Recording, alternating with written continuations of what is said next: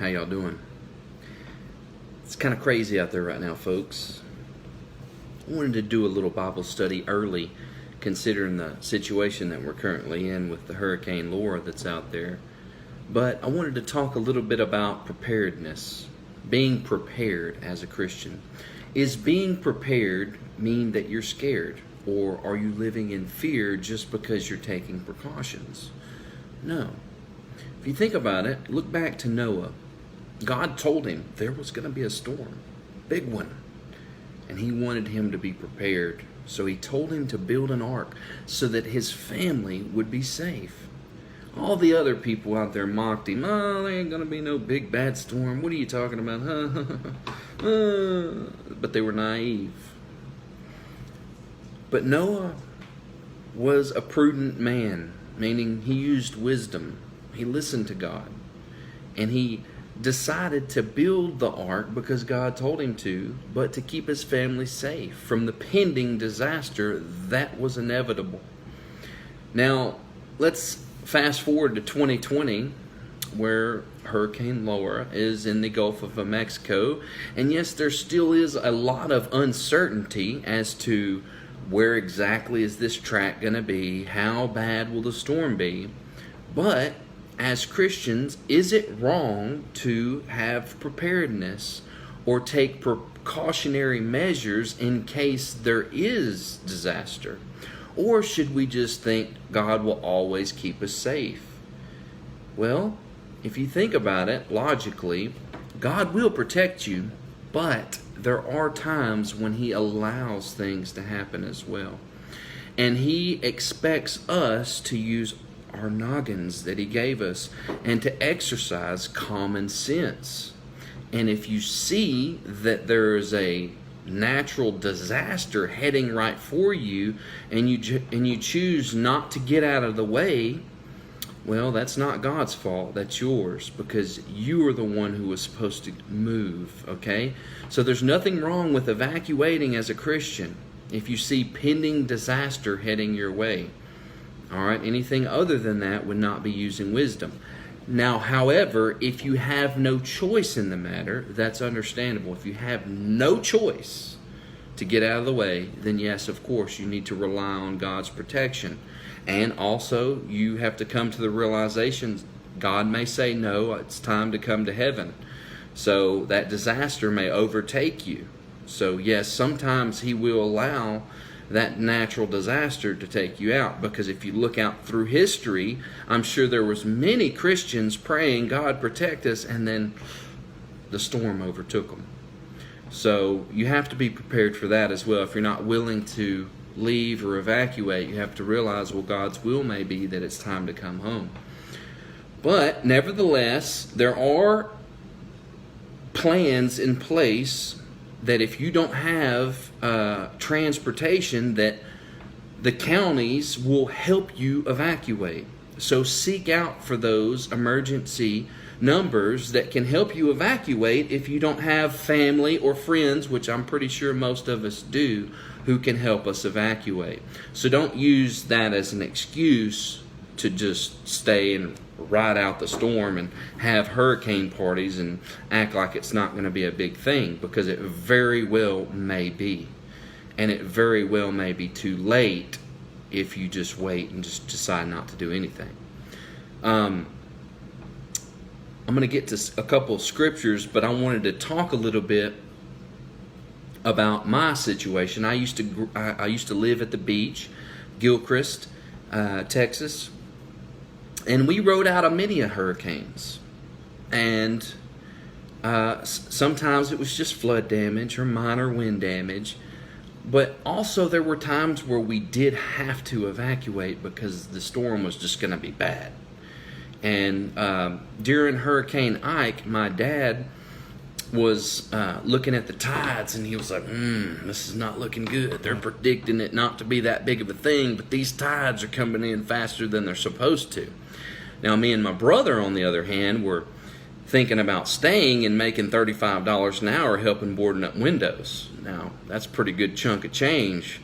And we were like, oh, Dad, it's going to be okay. And he was like, no, y'all better come with me. So thankfully, we listened, because We all know what happened with Ike, and especially in the Gilchrist area. Our house was knocked all the way down to the slab. There was nothing left. Me and my brother would be dead if we would not have listened to wise counsel. That's another thing going through these times, that we need to listen to wise counsel, because we don't know it all, believe it or not. We think we do sometimes. Oh, it's not going to be bad. Oh, it's not a big deal.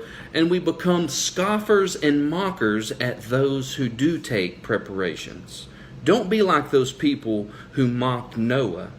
Okay? If you do want to ride out the storm, that's okay. But don't mock or make fun of those who do want to make sure their family is safe. Don't make fun of them, because that's definitely not the Christian attitude. If you want to stay, well, that's okay, but keep your mouth shut concerning those people who do want to make sure that their family is safe. Even if nothing happens during this hurricane, because we never know, it still is wise to take necessary precautions and make a habit of doing that, because you never know when the big one will come. You never know when the certain hurricane that's not supposed to be that bad turns into an Ike, or one that is predicted to be bad and is bad. So it's definitely wise to take precaution. Now listen to these scriptures here for a second. Proverbs 14 verse 16. A wise man is cautious and turns away from evil. I'm going to get to that in a minute. But a fool is arrogant and careless. The Hebrew word for evil there means calamity. So calamity could mean a number of things. Natural fires, tornadoes, hurricanes, earthquakes, all kinds of things. Calamity could be a number of things. But a wise man is cautious. Not just thinking, oh, nothing's ever going to happen to me. God's always going to protect me. Yeah, God will protect, but there is also a measure where He's relying on us to use our common sense, okay? You don't walk out in traffic and say, oh, God's going to protect us. That's tempting God, okay? The devil tried to do that with Jesus. Just throw yourself off this cliff. God will cause His angels to uphold you. And Jesus says, thou shalt not tempt the Lord thy God. What are you going to do? Are you going to tempt God? There's a hurricane coming right for your forehead, and you're not going to get out of the way? Oh, God's just going to keep me safe. Am I going to go jump in a pit full of snakes and just let them bite me? Oh, God's going to keep me safe. No, I'm going to use wisdom.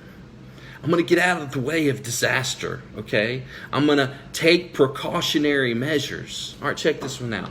Proverbs 22 verse 3. A prudent man foresees danger and hides himself, but the simple pass on and are punished.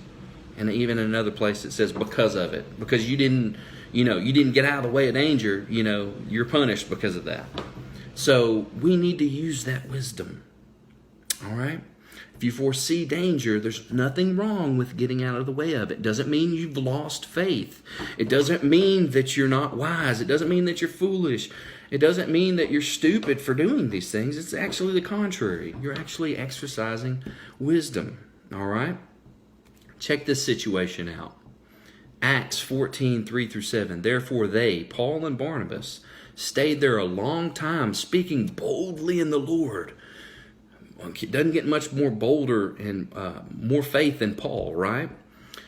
Who was bearing witness to the word of His grace, granting signs and wonders to be done by their hands. God was using them in a big way. But the multitude of the city was divided. Part sided with the Jews and part with the apostles. And when a violent attempt was made by both the Gentiles and the Jews with their rulers to abuse and stone them, they became aware of it and fled to Lystra and Derbe, cities of Lycaonia and the surrounding regions, and they were preaching the gospel there. Did they stay? No. They became aware of their current situation, and they got out of there. They fled. Were they not using faith? No, they were, but they were exercising common sense and wisdom and foresaw that pending disaster and got out of there. They didn't stop preaching the gospel. They just preached it somewhere else. So use wisdom, folks.